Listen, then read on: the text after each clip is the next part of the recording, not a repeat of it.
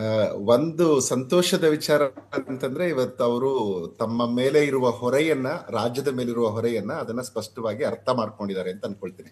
ಈಗ ಅವರು 10 ಲಕ್ಷ ಕೋಟಿಯಷ್ಟು ಸಾಲ, 10.71 ಲಕ್ಷ ಕೋಟಿ, ಒಂದ್ ವೇಳೆ ಅದು ಮುಂದುವರೆದ್ರೆ ಇಷ್ಟು ಸಾಲ ಇರುವಾಗ ಯಾವ ರೀತಿಯಲ್ಲಿ ಅವರ ಗ್ಯಾರಂಟಿಗಳನ್ನ ಅವರು ಜನರಿಗೆ ಕೊಡ್ತಾರೆ ಅನ್ನುವಂಥದ್ದು ಪ್ರಮುಖವಾಗುತ್ತೆ.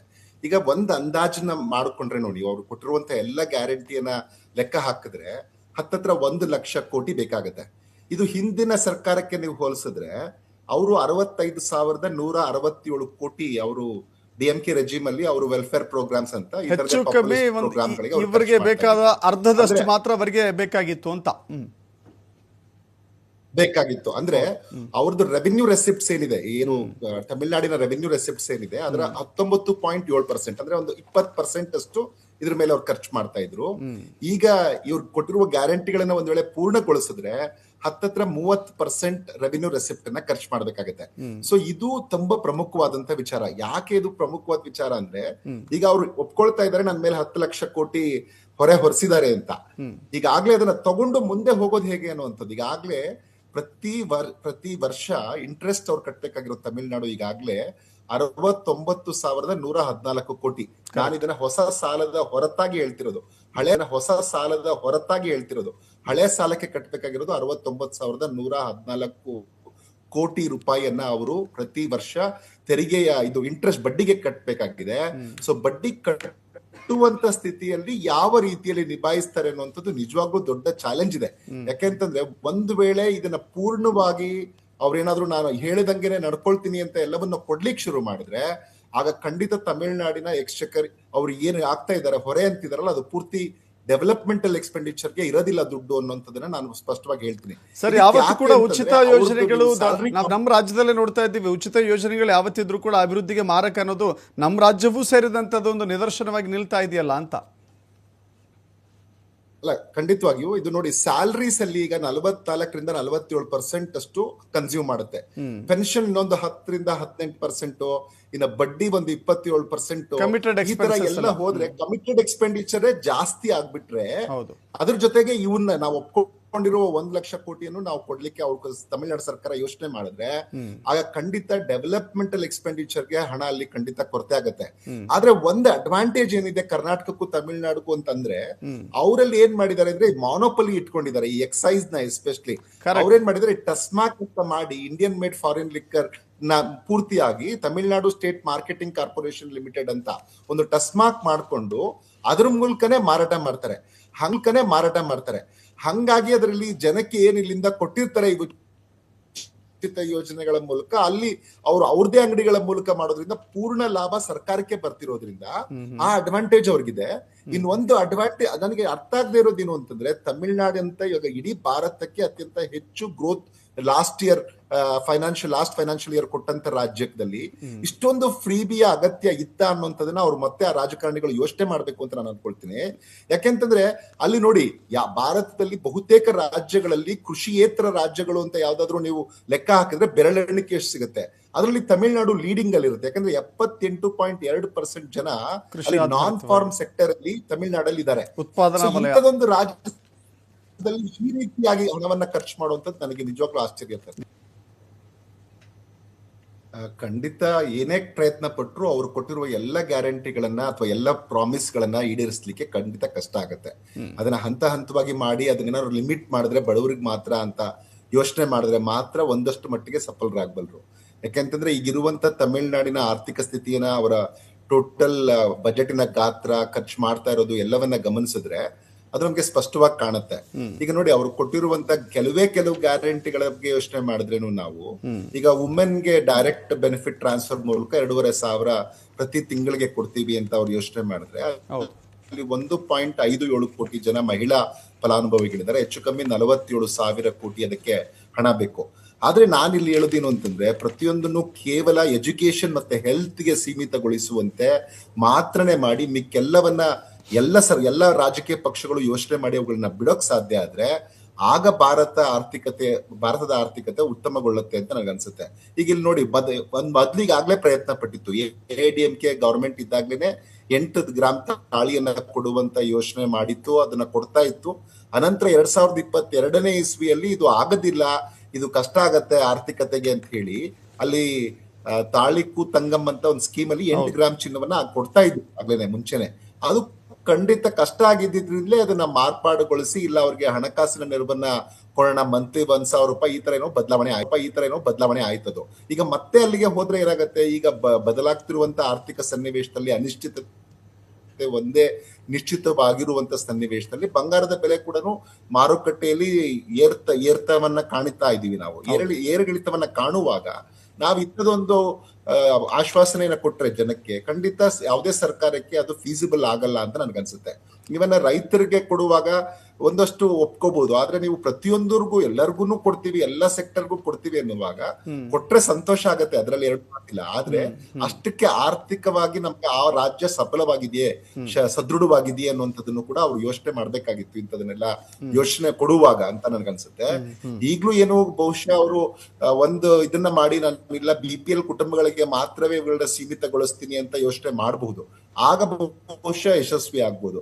ಯಾವಾಗ್ಲೂ ಈ ತರದೊಂದು ಮ್ಯಾನಿಫೆಸ್ಟೋಗಳನ್ನ ತಯಾರಿಸುವಾಗ ಎಲ್ಲ ರಾಜಕೀಯ ಪಕ್ಷಗಳು ಒಂದು ಒಮ್ಮತಕ್ಕೆ ಬಂದು ಈ ರೆವೆನ್ಯೂ ರೆಸಿಪ್ಟ್ಸ್ ಅವ್ರದ್ದೇನಿರುತ್ತೆ, ಯಾವುದೇ ರಾಜ್ಯದ ರೆವೆನ್ಯೂ ರೆಸಿಪ್ಟ್ಸ್ ಏನಿರುತ್ತೆ ಅದರ 5% ಅಷ್ಟು ಮಾತ್ರನೇ ಇಂಥದೊಂದು ಫ್ರೀ ಬೀಸ್ಗೆ ನಾವು ಕೊಡ್ತೀವಿ ಅಂತ ಯೋಚನೆ ಮಾಡಿದ್ರೆ ಬಹುಶಃ ಎಲ್ಲ ಆರ್ಥಿಕತೆಗಳು ಮುಂದುವರಿಯುತ್ತೆ. ಯಾರಿಗೆ ಅಗತ್ಯ ಇದೆಯೋ ಅವ್ರಿಗೇನೆ ಅದು ರೀಚ್ ಆಗುತ್ತೆ.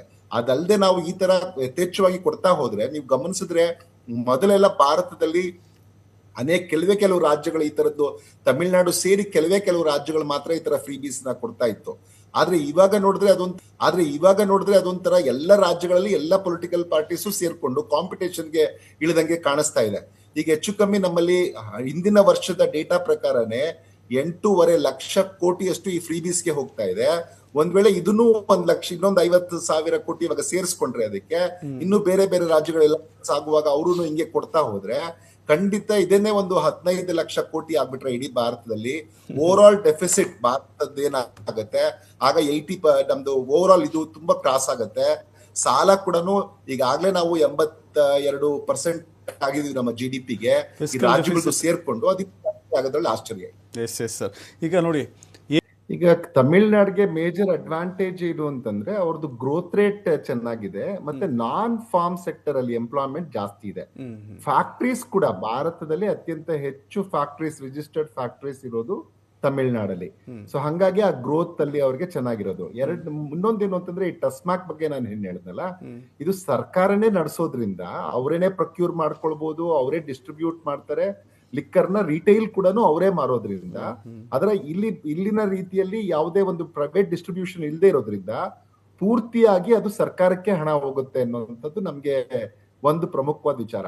ಆದ್ರೆ GST ನಂತರ ನೀವು ಗಮನಿಸಿದ್ರೆ, ಈಗ GST ಕೌನ್ಸಿಲ್ ಬಹುತೇಕ ರಾಜ್ಯಗಳಲ್ಲಿ ಏನೇನೋ ತೆರಿಗೆ ಹಾಕಕ್ಕೆ ಮೊದಲು GSTಗಿಂತ ಮುಂಚೆ ಅಧಿಕಾರ ಇತ್ತು, ಅದೆಲ್ಲವನ್ನು GST ಇಂಪ್ಲಿಮೆಂಟ್ ಆದ್ಮೇಲೆ GST ಕೌನ್ಸಿಲ್ ಮಾಡೋದ್ರಿಂದ ರಾಜ್ಯಗಳ ಬಳಿ ಇರುವಂತದ್ದು ಕೇವಲ ಈಗ ನಿಮ್ಗೆ ಲಿಕ್ಕರ್ ಒಂದು, ಈ stamp duty, land revenue, professional tax, motor vehicle tax, ಆಮೇಲೆ ಎಂಟರ್ಟೈನ್ಮೆಂಟ್, ಅಮ್ಯೂಸ್ಮೆಂಟ್, ಈ ತರದ ಕೆಲವನ್ನ ಬಿಟ್ರೆ ಗೈಡೆನ್ಸ್ ವ್ಯಾಲ್ಯೂ ಹೆಚ್ಚಿಗೆ ಮಾಡಬಹುದು ಪ್ರಾಪರ್ಟಿದು. ಸೊ ಈ ತರದ ಒಂದಷ್ಟು ಬೆರಳಿಕೆಯಷ್ಟು ಬಿಟ್ರೆ ಬೇರೆ ಯಾವುದೇ ರೀತಿಯಲ್ಲಿ ರಾಜ್ಯ ಸರ್ಕಾರಗಳಿಗೆ ಸ್ವತಂತ್ರವಾಗಿ ತೆರಿಗೆ ಹಾಕುವಂತಹ ವ್ಯಾಪ್ತಿ ಇವತ್ತಿಲ್ಲ. ಸೊ ಇಂಥ ಸಂದರ್ಭದಲ್ಲಿ ಒಂದು ವೇಳೆ ಎಲ್ಲರಿಗೂ ನಾವು ಅವ್ರು ನುಡಿದಂತೆ ನಡೀತೀವಿ ಅಂತ ಬಹುಶಃ ಎಲ್ರಿಗೂ ಕೊಟ್ರೆ, ನನ್ಗೇನ್ ಅನ್ಸುತ್ತೆ ಅಂದ್ರೆ ಅವ್ರಿಗಿರುವ ಪಾಪ್ಯುಲಾರಿಟಿಯನ್ನ ಬಳಸ್ಕೊಂಡು ಇವತ್ತು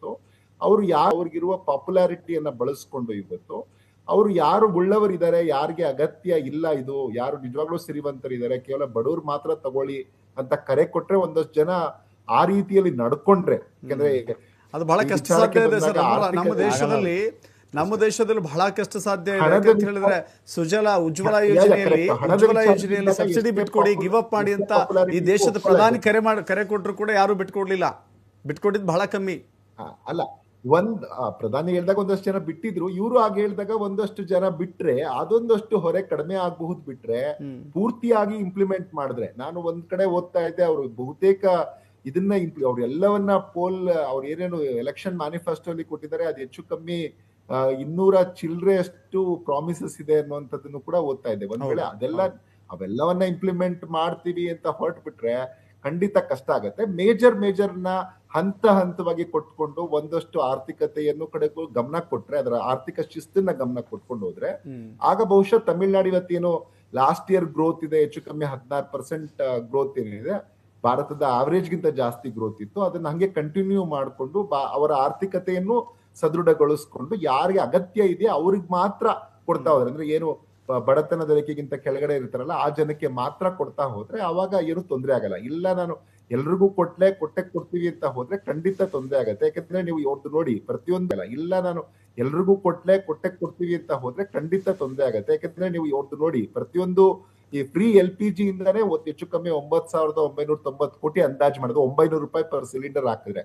ಈಗ ಅದು ಇನ್ನೇನಾದ್ರೂ ಅಲ್ಲಿ ಹರ್ಮುಜ್ ಜಲಸಂಧಿಯಲ್ಲಿ ಈ ಸಮಸ್ಯೆ ಬಗ್ಗೆ ಹರಿದೇ ಇದ್ರೆ ಇನ್ನಷ್ಟು ಹೆಚ್ಚಳ ಆಗುವ ಎಲ್ಲ ಸಂಬಂಧ ಇದೆ. ಯಾಕೆಂದ್ರೆ ಈಗಾಗಲೇ ಆಯಿಲ್ ಕಂಪನಿಗಳು ಹೆಚ್ಚು ಕಮ್ಮಿ 32,000 ಕೋಟಿಯಷ್ಟು ನಷ್ಟನ ಅನುಭವಿಸ್ತಾ ಇದೆ ಪ್ರತಿ ತಿಂಗಳು. ಇಂಥದೊಂದು ಸಂದರ್ಭದಲ್ಲಿ ಖಂಡಿತ ಅವುಗಳ ಬೆಲೆನೂ ಹೆಚ್ಚಾಗೇ ಆಗತ್ತೆ, ಅದೇ ಒಂದ್ ವೇಳೆ ಆ ಪರಿಸ್ಥಿತಿ ಹಾಗೇನೆ ಮುಂದುವರೆದ್ರೆ. ಸೊ ಹಂಗಾಗಿ ಅದೊಂದು ಆಗಿರ್ಬೋದು. ಮತ್ತೆ ನೀವು ಪ್ರತಿ ಇವ್ರಿಗೆ ನಾವು ಫಾರ್ಮರ್ಸ್ಗೆ 15,000 ಪ್ರತಿ ವರ್ಷ ಕೊಡ್ತೀವಿ ಅನ್ನುವಂಥದ್ದು, ಲೇಬರರ್ಸ್ಗೆ 10,000 ಕೊಡ್ತೀವಿ ಅಂತ ಅನ್ಬೋದು. ಸರ್ ಇದೇ ವಿಚಾರಕ್ಕೆ ನನಗೊಂದು ಬೇಸಿಕ್ ಪ್ರಶ್ನೆ ಇದೆ ಸರ್, ಒಂದು ಬೇಸಿಕ್ ಪ್ರಶ್ನೆ ಇದೆ. ನಾವು ಸ್ವತಂತ್ರ ನಂತರದಲ್ಲಿ ಭಾರತ ಬಹಳ ಬಡ ಸ್ಥಾನದಲ್ಲಿತ್ತು ಅಥವಾ ಬಹಳ ಬಡದೇಶವಾಗಿತ್ತು. ಸಾಕ್ಷರತೆ ಇರಲಿಲ್ಲ, ಉದ್ಯೋಗ ಇರಲಿಲ್ಲ, ಕೈಗಾರಿಕೆಗಳಿರಲಿಲ್ಲ, ಉತ್ಪಾದನೆ ಇರಲಿಲ್ಲ, ಹೀಗೆ ಅನೇಕ ಪಟ್ಟಿಗಳನ್ನು ಮಾಡ್ತಾ ಹೋಗ್ಬೋದು. ಆ ಸಂದರ್ಭದಲ್ಲಿ ಕೆಲವಷ್ಟು ಉಚಿತ ಯೋಜನೆಗಳನ್ನು ಕೊಡುವಂಥ ಅನಿವಾರ್ಯತೆ ಇತ್ತು. ಬಟ್ ಈಗ ಎಲ್ಲವೂ ಇದೆ. ಈಗಲೂ ಕೂಡ ನಾವು ಉಚಿತ ಯೋಜನೆಗಳ ಜೋತಿ ಬಿದ್ದರೆ ದೇಶ ಯಾವ ದಿಕ್ಕಿನತ್ತ ಹೋಗುತ್ತೆ ಅಂತ.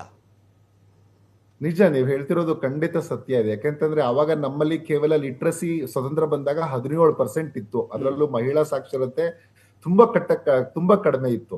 ಆಗ ಅವತ್ತಿನ ಭಾರತ ಸರ್ಕಾರ ಆದೇಶ ಹೊರಡಿಸಿತ್ತು, ನೀವು 30 ಜನಕ್ಕಿಂತ ಹೆಚ್ಚು ಜನರನ್ನ ಈವನ್ ನೀವು ಮದುವೆ ಮುಂಜಿಗಳಿಗೆ ಕರೀಬಾರದು ಅನ್ನುವಂತ ಆದೇಶವನ್ನ ಹೊರಡಿಸಿತ್ತು. ಅಂದ್ರೆ ಯಾವುದೇ ಖಾಸಗಿ ಕಾರ್ಯಕ್ರಮಕ್ಕೆ 30ಕ್ಕಿಂತ ಹೆಚ್ಚು ಜನರನ್ನ ಕರೀಬಾರ್ದು ಅಂತ. ಅಷ್ಟ್ರ ಮಟ್ಟಿಗೆ ಫುಡ್ ಇನ್ಸೆಕ್ಯೂರಿಟಿ ಇತ್ತು. ಇವತ್ತು ಫುಡ್ ಸೆಕ್ಯೂರಿಟಿ ಇದೆ ದೇಶದಲ್ಲಿ, ಯಾಕೆಂತಂದ್ರೆ ಸಾಕಷ್ಟು ಅಭಿವೃದ್ಧಿನೂ ಕಂಡಿದೀವಿ ಇವತ್ತು ನಾವು. ಇಂಥ ಸಂದರ್ಭದಲ್ಲೂ ನಾವು ಎಲ್ಲವನ್ನ ಉಚಿತವಾಗಿ ಕೊಟ್ರೆ ಇದು ನಿಜವಾಗ್ಲೂ ಒಳ್ಳೆಯ ಪರಂಪರೆ ಅಲ್ಲ. ಯಾಕೆಂತಂದ್ರೆ ನಾವು ಅರ್ಥಶಾಸ್ತ್ರದಲ್ಲಿ ಒಂದು ಮಾತು ಹೇಳ್ತೀವಿ, ಒಂದ್ ವೇಳೆ ಡಿಪ್ರೆಷನ್ ಆಗಿ ಭಾರತದ ಆರ್ಥಿಕತೆ ಅದು ಯಾವುದೇ ಆರ್ಥಿಕತೆ ಮುಗ್ಗಟ್ಟಿನಲ್ಲಿದ್ರು ಸಹ ಕೀನ್ಸ್ ಒಂದ್ ಮಾತು ಹೇಳ್ತಾರೆ, ಗುಂಡಿ ತೆಗಿಯಕ್ಕೂ ದುಡ್ಡು ಕೊಡಿ, ಸುಮ್ನೆ ಗುಂಡಿ ತೆಗೆದಿರ್ಲಿ, ಅದನ್ನ ಮುಚ್ಚಿಸಕ್ಕೂ ಮತ್ತೆ ಅವ್ರ ಕೈಲೇ ಕೆಲಸ ಕೊಟ್ಟು ಅದನ್ನ ಮುಚ್ಚಿಸಿ ಅಂತ. ಅಂದ್ರೆ ಕೆಲಸ ಕೊಡುವ ಕೈಗಳಿಗೆ ಹೆಚ್ಚಿನ ಬಲವನ್ನ ಕೊಡಬೇಕು. ಈಗ ನೋಡಿ, ನಾವೀಗ 8 ಗ್ರಾಮ್ ಚಿನ್ನ ಕೊಡ್ತೀವಿ ಅನ್ನುವಂಥದ್ದು ನಾನು ಹೇಳೋದು.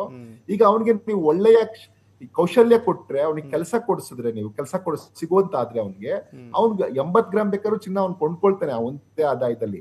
ನಾವ್ ಯಾಕೆ ಅವ್ನಿಗೆ ನೀವು ಇಷ್ಟು ಕೊಡ್ತೀವಿ ಅಷ್ಟು ಕೊಡ್ತೀವಿ ಅನ್ನುವ ಕಾರಣಕ್ಕಾಗಿ ಜನರನ್ನ ಇದಕ್ಕೆ ಜೋತು ಬೀಳುವ ರೀತಿಯಲ್ಲಿ ಮಾಡುವಂತದ್ದು ಒಳ್ಳೇದಲ್ಲ ಅಂತ ನನ್ಗೆ ಅನ್ಸುತ್ತೆ. ಅದು ಯಾವುದೇ ಸರ್ಕಾರ ಇರ್ಲಿ, ಸಾಧ್ಯ ಆದಷ್ಟು ಜನರಿಗೆ ಕೌಶಲ್ಯವನ್ನ ಕೊಡ್ಬೇಕು, ಒಳ್ಳೆ ಶಿಕ್ಷಣವನ್ನ ಕೊಡ್ಬೇಕು, ಒಳ್ಳೆಯ ಆರೋಗ್ಯವನ್ನ ಕೊಡ್ಬೇಕು. ಇಷ್ಟನ್ನ ಮಾಡಿದ್ರೆ ಜನ ಅವ್ರಿಗೆ ಮಾರುಕಟ್ಟೆಯಲ್ಲಿ ಕೂಡ ಕೆಲಸ ಸಿಗುತ್ತೆ, ಅದರ ಮೂಲಕ ಅವ್ರಿಗೆ ಏನ್ ಬೇಕೋ ಅದು ತಗೊಳ್ತಾರೆ. ನಾವು ಇದನ್ನೇ ಕೊಡ್ತೀವಿ ನಿಮ್ಗೆ, ಅನ್ನವನ್ನೇ ಕೊಡ್ತೀವಿ, ಅದನ್ನೇ ತಿನ್ಬೇಕು ಅನ್ನುವಂತ ಇದು ಯಾಕೆ? ಅವ್ರಿಗೆ ಏನ್ ಬೇಕೋ, ಈಗ ಬಿಲೆಟ್ಸ್ ಬೇಕಾ, ಮತ್ತೊಂದ್ ಬೇಕಾ, ಏನ್ ಬೇಕಾದ್ರೂ ತಗೊಳ್ಳುವಂತಹ ಶಕ್ತಿಯನ್ನ ಅವನಿಗೆ ನಾವು ಯಾಕೆ? ಅವ್ರಿಗೆ ಏನ್ ಬೇಕೋ, ಈಗ ಬಿಲೆಟ್ಸ್ ಬೇಕಾ, ಮತ್ತೊಂದ್ ಬೇಕಾ, ಏನ್ ಬೇಕಾದ್ರೂ ತಗೊಳ್ಳುವಂತಹ ಶಕ್ತಿಯನ್ನ ಅವನಿಗೆ ನಾವು ಕೊಳ್ಳುವಿಕೆಯ ಸಾಮರ್ಥ್ಯವನ್ನು ಬೆಳೆಸಬೇಕು, ಕೊಂಡುಕೊಳ್ಳುವ ಶಕ್ತಿಯನ್ನ ಅವ್ರು ಕೊಡಬೇಕು ಅಂತ ಹೇಳ್ತಾ ಇದ್ದೀರಿ. ಅವ್ರ ಆಯ್ಕೆ ಅವರ ಇಷ್ಟ. ನಾನು ಇದನ್ನೇ ಕೊಡ್ತೀನಿ ಅನ್ನುವಂಥದ್ದನ್ನ ಮಾಡದೇ ಇರ್ಲಿ ಅನ್ನುವಂಥದ್ದು ನನ್ನ ಅನಿಸಿಕೆ. ಎರಡು ರಾಜ್ಯ ಆಗ್ಲಿ ಪೊಲಿಟಿಕಲಿ ಸ್ಟೇಬಲ್ ಇರುವಂತದ್ದು ತುಂಬಾ ಮುಖ್ಯ ಆಗತ್ತೆ. ಯಾಕೆಂತಂದ್ರೆ ಅವಾಗ ರಾಜ್ಯದ ಕಡೆಗೆ ಗಮನ ಕೊಡ್ಬೋದು. ಈಗ ಒಂದ್ ವೇಳೆ ಅದು ಅಸ್ಥಿರವ ಅಂತ ಅನ್ಸಿದ್ರೆ ಆಗ ನಾವು ಅದ್ರ ಕಡೆಗೂ ಗಮನ ಕೊಡ್ಬೇಕಾಗತ್ತೆ. ಯಾರೇ ಅದನ್ನ ಆಡಳಿತ ವಹಿಸ್ತಾ ಇದ್ರು ಅದ್ರ ಕಡೆಗೂ ಗಮನ ಕೊಡ್ಬೇಕಾಗತ್ತೆ. ಆಗ ಅದರ ಜೊತೆಗೆ ಅವರು ಏನು ಮ್ಯಾನಿಫೆಸ್ಟೋ ತಗೊಂಡ್ ಬಂದಿರ್ತಾರೆ ಅದರ ಇಂಪ್ಲಿಮೆಂಟೇಷನ್ಗೂ. ಸೊ ಹಂಗಾಗಿ ಕಷ್ಟ ಆಗತ್ತೆ. ಸೊ ಇವತ್ತೇ ಬಂದಿರೋದ್ರಿಂದ ಅದನ್ನ ನಾವು ವಿಜಯ್ ಸರ್ಕಾರದ ಬಗ್ಗೆ ಇವತ್ತೇ ಅದನ್ನ ಪ್ರಿಯಂಪ್ಟ್ ಮಾಡಿ ಮಾತಾಡೋದೇನು ನನ್ಗೆ ಇಷ್ಟ ಇಲ್ಲ. ಯಾಕೆಂದ್ರೆ ಒಂದು ಅವ್ರಿಗೆ ಒಳ್ಳೆ ಜನರಲಿ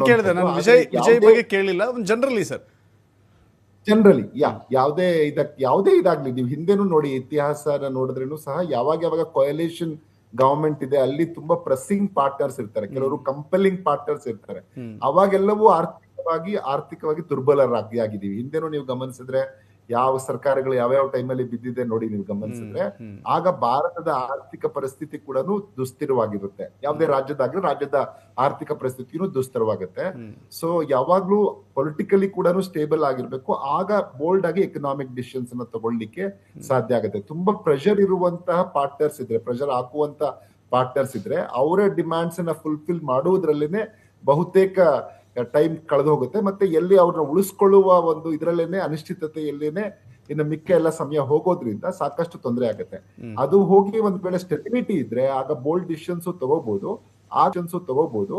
ಆಗ ಒಂದ್ ವೇಳೆ ಅವರು ನಾವು ಈ ತರದ ಒಂದು ಮ್ಯಾನಿಫೆಸ್ಟೋ, ಇವಾಗ ಒಂದ್ ವೇಳೆ ನೀವು ನೋಡಿ ಕೊಲಿಷನ್ ಪಾರ್ಟ್ನರ್ಸ್ ಕೂಡ ನಾವು ಇದನ್ನ ಹೇಳಿದೀವಿ ನಮ್ಮ ಮ್ಯಾನಿಫೆಸ್ಟೋ ಅಲ್ಲಿ, ಇವನ್ನೂ ಸೇರಿ ಒಂದು ಕಾಮನ್ ಇದನ್ನ ಮಾಡೋಣ ಅಂತಂದ್ರೂ ಅದು ಓಕೆ. ಯಾಕೆಂದ್ರೆ ಏನೋ ಒಂದು ಕಾಮನ್ ಪ್ರೋಗ್ರಾಮ್ ಮಾಡ್ಕೊಂಡು ಇದನ್ನ ಮಾಡಿದ್ರೆ, ಇಲ್ಲಿ ನೋಡಿದ್ರೆ ಮೆಜಾರಿಟಿ ಒಂದು ಪಾರ್ಟಿದಿದೆ, ಆಲ್ಮೋಸ್ಟ್ 90% ಒಂದು ಪಾರ್ಟಿ ಇರುತ್ತೆ, ಇನ್ನೊಂದು 10% ಮಾತ್ರ ಇನ್ನೊಬ್ಬರದಿದ್ದಾಗ ಅದನ್ನ ಒಪ್ಕೊಳ್ಳೋದು ಕಷ್ಟ ಆಗತ್ತೆ. ಅಂತ ಸ್ಥಿತಿ ಯಾರಿಗೂ ಬರಬಾರ್ದು ಆ ತರದ್ರಲ್ಲಿ. ಬಟ್ ಬಹುಶಃ ಬರೋದು ಬೇಡ ಸರ್, ನಾವ್ ಯಾವ ಕಾರಣಕ್ಕೂ ಅಂತದ್ದು ಬಯಸಲ್ಲ. ಸ್ಟೇಬಲ್ ಗವರ್ಮೆಂಟ್ ಇರಲಿ, ಅದು ಅಭಿವೃದ್ಧಿ ಆಗ್ಲಿ ಅಂತಲೇ ಹೇಳೋದು. ಬಟ್ ಈ ರೀತಿ ಸನ್ನಿವೇಶಗಳಿದ್ದಾಗ ಅಂತ ಖಂಡಿತ ಎಸ್ ಸರ್.